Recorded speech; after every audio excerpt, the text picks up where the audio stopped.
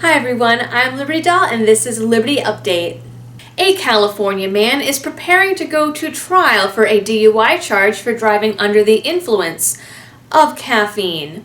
36-year-old Joseph Schwab was pulled over in August of last year by an agent from the California Department of Alcoholic Beverage Control. The agent was driving an unmarked car and complained that she pulled Schwab over after he cut her off in traffic. She gave Schwab a breathalyzer, which registered a 0.00% blood alcohol level, but booked him into county jail anyways for blood work. The sample was screened twice and came up negative for everything except caffeine. Schwab was charged with a misdemeanor DUI 10 months later. His attorney has filed to have the case dismissed, but the district attorney claims that the charge is not based on the presence of caffeine and that they are further investigating the incident. The DA has not provided any toxicology results with anything other than caffeine and declined to comment further on the case, stating that it would impede the man's right to a fair trial. California Vehicle Code defines a drug as any substance besides alcohol that could affect or impair a person's ability to drive normally. California is also home to a new law that makes it illegal to even hold your cell phone while driving. AB 1785 goes into effect on Sunday and prohibits drivers from holding their phone for any reason, including changing music playlists, and phones must be mounted on the dashboard or windshield. If it's mounted, drivers are allowed to touch their phones, provided they touch the screen only once and with one finger. The bill's author, Assemblyman Bill Quirk, says the bill will make it easier for police officers to stop and cite drivers for illegal phone use. He says the bill closes a loophole in current law that made talking and texting illegal, but did not address things such as playing music, shooting videos, typing addresses in the GPS, or scanning Facebook. Some claim it is also a way of dampening business for Lyft and Uber, as rideshare companies work by alerting drivers of passengers' destinations and routes, all via cell phone apps. To this, Quirk tells rideshare drivers to simply pull over and park.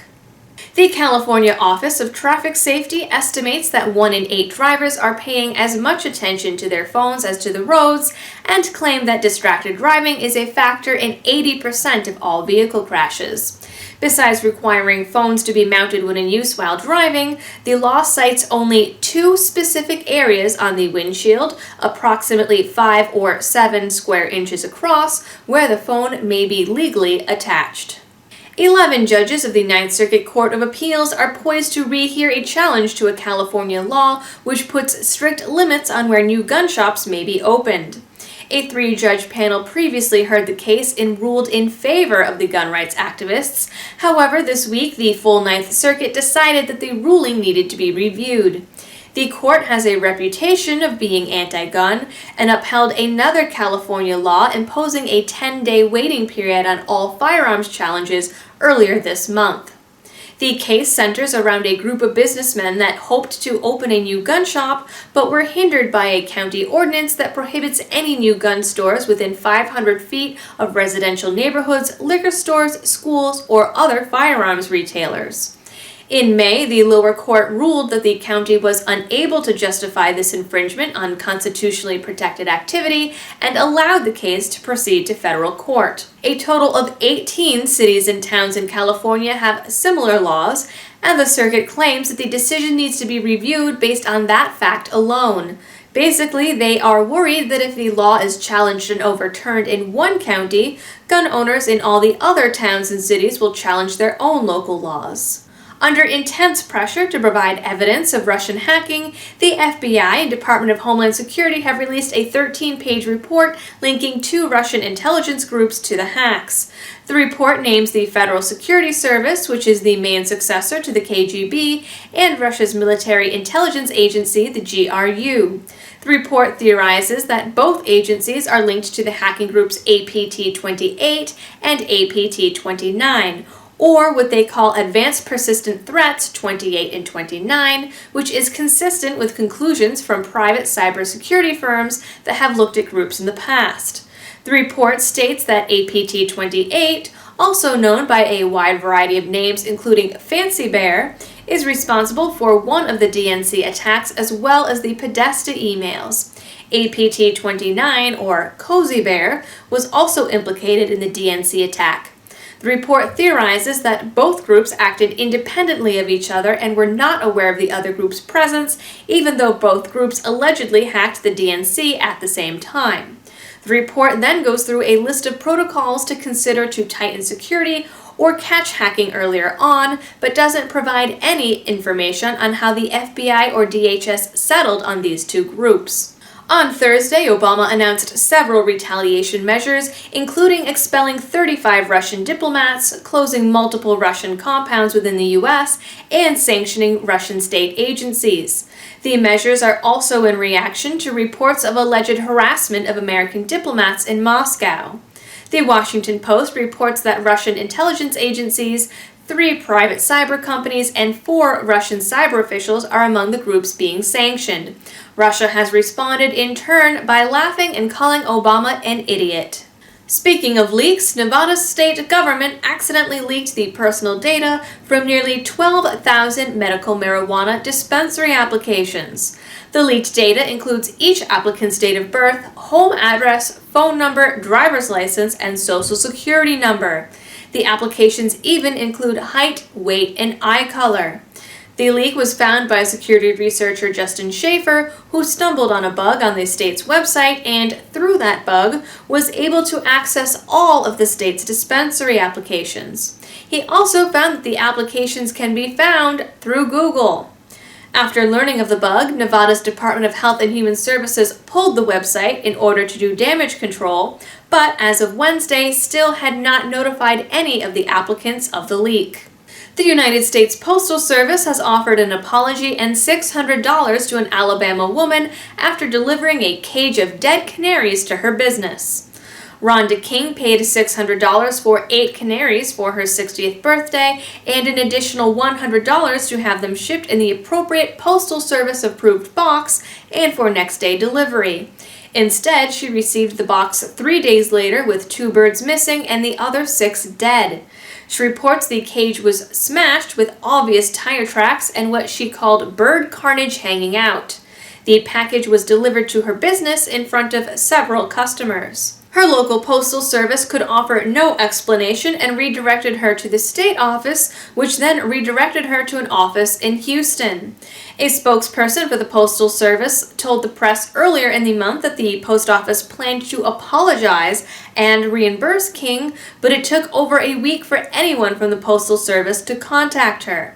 They offered to reimburse King for the price of the canaries, but did not reimburse her for shipping. The Human Resources Director at a Dallas-based tech company filed a lawsuit on Tuesday to demand the name and personal information of the person who mailed her penis-shaped gummy candies at work. Melody Lennox received the package from a company called Dix by Mail and claims the package was harassment. In the lawsuit, Lennox claims that someone also keyed her car and has posted a series of hoax Craigslist ads about her. She believes the person behind these incidents is the same person who sent the candy and thus is suing Dix by Mail for the name, telephone number, and address of the person who sent it. The company's website cautions users not to send the candies as harassment and holds a statement releasing both the company and the sender from any liability. As long as both the sender and recipient are 18 or older, an anonymous 6-ounce bag of Dix costs only $15. A Hawaii restaurant is losing customers and getting some bad reviews on Yelp after posting a bright yellow sign on their door that tells Trump voters they are unwelcome and are Nazis.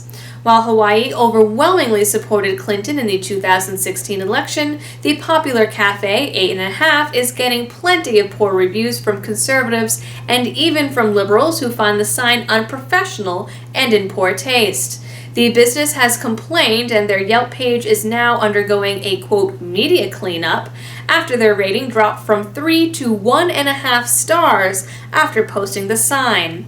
Of course, just as it is the business's choice of who they want to serve, their customers or potential customers are just as free to leave negative reviews.